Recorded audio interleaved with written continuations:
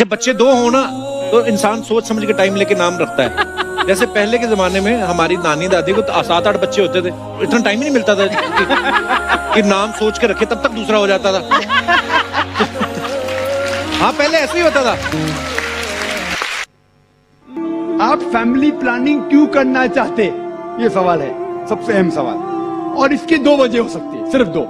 सारे वजह को इकट्ठा करेंगे तो दो ग्रुप में आप बांट सकते हैं। एक ग्रुप क्योंकि वो इंसान शायद गरीब है और बच्चे की परवरिश नहीं कर सकता, या दूसरी वजह कि वो चाहता है कि अपने बच्चे को अच्छी से अच्छी तालीम दे, तो बीच में स्पेसिंग होना चाहिए। मैं मेरे बच्चों को डॉक्टर बनाना चाहता हूं, तो अगर एक के बाद एक जल्दी होंगे फटाफट तो मुश्किल है, मैं जरा 3 साल 4 साल 5 साल बाद दूंगा। ये दो वजह हो सकती है। मैं आपको ये कहना चाहता हूं कि मैं मेरे वालिदैन की 5वीं औलाद हूं, 5वीं औलाद, 5th। अगर मेरे वालिदैन फैमिली प्लानिंग किए होते तो मैं आज दुनिया में नहीं आया होता। लेकिन इस्लाम में हर प्रॉब्लम का सलूशन है। जैसे मैंने कहा, दो चीजें वह है, एक है कि लोग गरीब है, तो इस्लाम में इसका सलूशन है ज़कात। जैसा मैंने कह चुका अपनी तकरीर में कि हर अमीर आदमी जिसके पास 85 ग्राम सोना से ज्यादा सोना है या उतनी दौलत है, उसे 2.5% ज़कात देना चाहिए हर साल। हर अमीर इंसान ज़कात देगा तो गुर्बत धरती से मिट जाएगी, कोई भी शख्स भूखा नहीं मरेगा। अगर कोई शख्स के पास पैसा कम है वो ज़कात ले सकता है, प्रॉब्लम क्या है? और जो लोग कह रहे हैं कि स्पेसिंग करना चाहिए, ये एक माल्थ्यूसियन थ्योरी थी। आप जानते हैं Malthusian theory, that the crop is inversely proportional to the population, यानी जितना पॉपुलेशन है उतना खतरा है आपके खाने के लिए। Theory has been disproved. ये आप देखेंगे, ये सिर्फ हिंदुस्तान में जो पॉपुलेशन प्रॉब्लम है, बाकी ममालिक में पॉपुलेशन इज अ बून। आप अमेरिका में जाएंगे, जितने ज्यादा बच्चे आपके पास है उतना कम टैक्स आपको देने का। पता है आपको, यंग छोटे छोटे बच्चे पहनते हैं, I am my father's tax saver, मैं मेरे वालिद की टैक्स की बचत करता हूं। जितने ज्यादा बच्चे उतना कम टैक्स। आप ऑस्ट्रेलिया में जाओ, जितने ज्यादा बच्चे उतनी पैसे गवर्नमेंट देती है आपको हर साल, 10,000 15,000 20,000, जितने ज्यादा बच्चे उतने पैसे गवर्नमेंट देती है। क्यों? Population is a boon, it is not a Ben. Population जितने ज्यादा लोग उतना फायदा, आप समझ रहे? और धरती का सिर्फ 30% इस्तेमाल होता है, 70% of the land is not being utilized. तो पॉपुलेशन अगर डबल ट्रिपल भी होगी तो भी कोई नुकसान नहीं।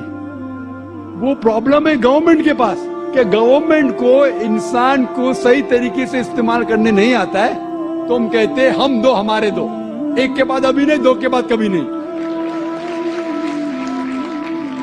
तो ये प्रॉब्लम है कि हमें गवर्नमेंट लॉस को बदलना चाहिए। Population is never a problem, it is a boon. किस तरीके से इंसान को इस्तेमाल करके देश को बढ़ाना चाहिए वो इंपॉर्टेंट है, रादर देन फैमिली प्लानिंग। और आप जानेंगे कि अल्लाह सुब्हानहू व तआला ने 2 बार कुरान मजीद में इसके बारे में जिक्र किया है। एक है सूरह इसरा सूरह नंबर 17 आयत नंबर 31, और दूसरी आयत जो मैंने पेश किया सूरह नाम सूरह नंबर 6 आयत नंबर 151 में। पहले जगह अल्लाह ताला कहते कि आप अपने बच्चों का कत्ल मत करो, क्योंकि अल्लाह सुब्हानहू व तआला आपको भी रिज़्क़ देगा, आपके बच्चों को भी रिज़्क़ देगा। पहले सूरह अनाम सूरह नंबर 6 आयत नंबर 151 में आपको भी रिज़्क़ देगा, आपके बच्चे को भी देगा।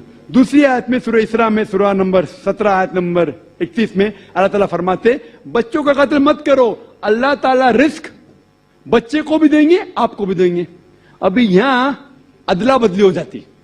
पहले आयत में कहा गया कि आपको रिस्क देंगे, आपके बच्चे को भी। दूसरे आयत में कहा गया आपके बच्चे को भी रिस्क देंगे, आपको भी देंगे। मानी तो एक है, लेकिन अल्लाह सुब्हानहू व तआला हर कुरान का अल्फाज का एक वजन है। अगर आप तहकीक करेंगे तो यह पता चलता है कि पहली आयत खुसूसन गरीबों के लिए है। आप अगर समझते कि और एक बच्चा होगा तो मैं भी मरूंगा, बच्चा भी मरेगा, खाने पीने के वांदे है, और एक बच्चा होगा तो मैं भी मरूंगा, बच्चा भी मरूंगा। अल्लाह ताला कहते फिक्र मत करो, अल्लाह ताला आपको भी रिज़्क़ देंगे, आपके बच्चे को भी। और दूसरी आयत अमीरों के लिए कि मैं चाहता हूं कि 3-4 साल बाद मेरे बेटे को इंजीनियर बनाऊंगा, मैं मेरे बेटे को डॉक्टर बनाऊंगा, तो मैं चाहता हूं कि कम बच्चे हो, तो अल्लाह ताला कहता है, अल्लाह ताला रिस्क आपके बच्चे को भी देता है, आपको भी देता है। Order is interchanged. और मैं मिसाल दिए, आप देखेंगे जितने नोबेल प्राइज विनर है, ये जरूरी नहीं कि वो एक ही बच्चे थे, अपने वालिदैन के नोबेल प्राइज मिला, तो ये गलत फहमी है। एक नंबर 1 पर अगर कोई गैर मुस्लिम भाई मौजूद हैं तो कर सकते हैं अपना सवाल। सर मैं जसपाल सिंह कसेरेपट्टी से सर मैं इससे पहले पापा के होटल में खा रहा था, अभी मैं अपना काम शुरू किया हूं, तो मैं ये जानना चाह रहा हूं कि हमारे में ये है कि आप अपनी कमाई का 10वां हिस्सा उन लोगों को देंगे जो चाहे सरदार हो या अदर कोई भी कास्ट के हो, तो जो उस लायक हैं उसको आप देंगे। तो सर मैं काम अभी शुरू किया हूं, तो मैं ये जानना चाह रहा हूं, तो अभी ये सरकार की तरफ से नियम है कि टैक्स भी हमें देना है अपनी इनकम का, तो इनकम का टैक्स जो देना है वो 10 में से क्या करना है उसका थोड़ा जानना चाहता हूँ सर। भाई का सवाल है कि उन्हें धंधा अलग किया अपने वालिद से और उनके मजहब में, और सही फरमाते कि 10वां हिस्सा 1/10 वो चैरिटी में देना चाहिए लोग को। तो ये पूछते हैं जो गवर्नमेंट टैक्स लेती है क्या वो चैरिटी में गिना जा सकता है? वो गवर्नमेंट अगर टैक्स लेती है और आपके मजहब के हिसाब से खर्चा करती है तो सही है, कोई भी गवर्नमेंट। बाद में मैं हिंदुस्तान पे आता हूं। मिसाल के तौर पे कई मुस्लिम गवर्नमेंट है जो पूरे दुनिया में जो ज़कात लेती है अपने नागरिक से, लेकिन कुरान के हिसाब से खर्चा नहीं करती है, तो गलत है। लेकिन बहुत से मुसलमान मुल्क है जो ज़कात काटती है अपने नागरिक से और कुरान और हदीस के मुताबिक खर्चा करती है, तो फिर आपको फिर से ज़कात देने की जरूरत नहीं। हमारे इस्लाम में 10% कमाई का नहीं, 2.5% बचत का, और 2.5% बचत का अक्सर 10% कमाई से ज्यादा होता है। क्योंकि अगर एक इंसान जब बचाने लगता है, गरीब इंसान के लिए कम है, गरीब इंसान के लिए 2.5% बचत 10% कमाई से कम है। एक आदमी जो कमाता है 10,000, 20,000, 50,000 रुपया, वो कमा के घर खरीदता है, तो घर तो उसकी बचत नहीं हुई। बचत मतलब जो आम जरूरत के अलावा जो बचत होती है उसका इस्लाम में 2.5% देना चाहिए। यानी उसका मतलब 85 ग्राम सोने से ज्यादा बचत आपके पास है तो आपको ज़कात देने का। तो गरीब इंसान के लिए 2.5% तो उसके कमाई का 1% भी शायद न हो, वो 0% है अगर उसकी बचत है ही नहीं तो। अमीर इंसान जो 10 लाख कमाता है महीने का, 1 करोड़ कमाता है, 20 करोड़ कमाता है, वो काफी बचाने लगता है, तो 2.5% बचत उसके 10% कमाई से ज्यादा होता है अगर सही तरीके से हिसाब करे। बहुत से मुसलमान बोलते हैं मैं तो हिसाब करता ही नहीं हूं, मैं मेरे 2.5% कमाई का देता हूं, मैं ज्यादा देता हूं, वो बेवकूफ है।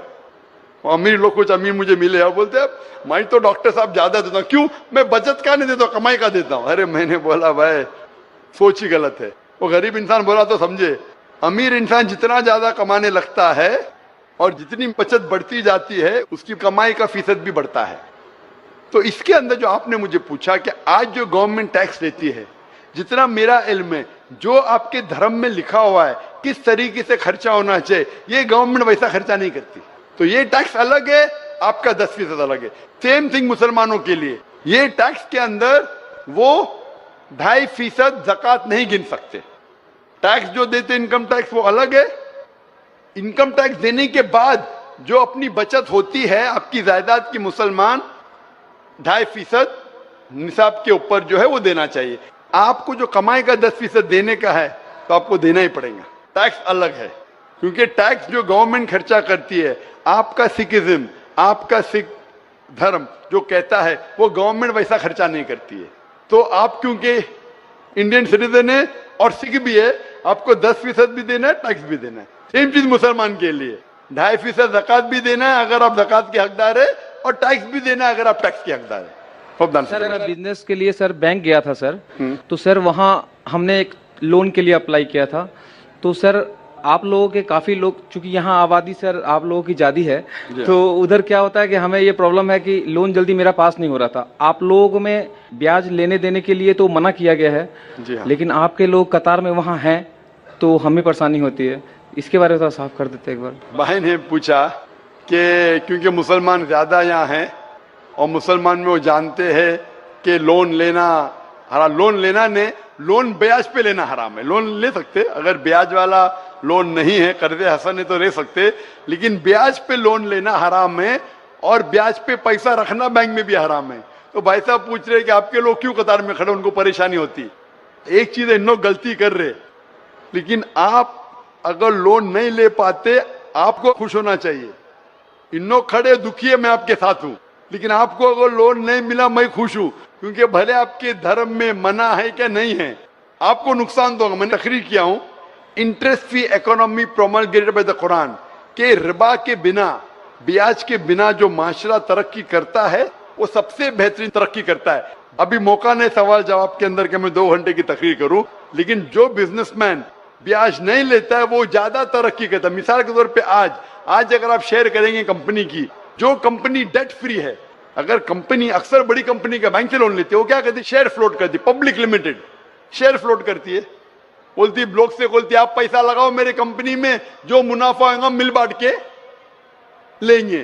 तो ये कंपनी के लिए भी अच्छा है, लोग के लिए भी अच्छा है। ये जो ब्याज के वजह से अमीर आदमी और अमीर होता है, गरीब आदमी और गरीब होता है, अमीर आदमी और अमीर होता है, गरीब आदमी और गरीब होता है। इसीलिए ब्याज एक नासूर है माशरे के लिए। जो 2008 में जो क्राइसिस हुए थे, इकोनॉमिक क्राइसिस, पता है ना, सिटी बैंक, लीमैन ब्रदर्स, आप बिजनेसमैन तो जानते हैं ना, लीमैन ब्रदर्स का नाम सुनेंगे, सिटी बैंक, जो 2008 में 4 साल पहले पूरा डिबैकल हुआ, पूरा गिरने लगा ब्याज की वजह से।